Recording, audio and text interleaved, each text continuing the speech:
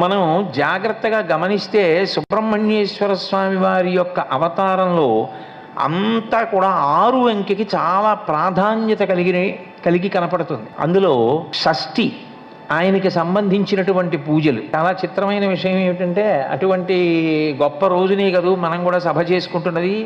ఇది షష్ఠి రోజున ఆయనకి పూజ. 6 ముఖాలతో ఉంటాడు షణ్ముఖుడు. ఆయన యొక్క మంత్రం షడక్షరి.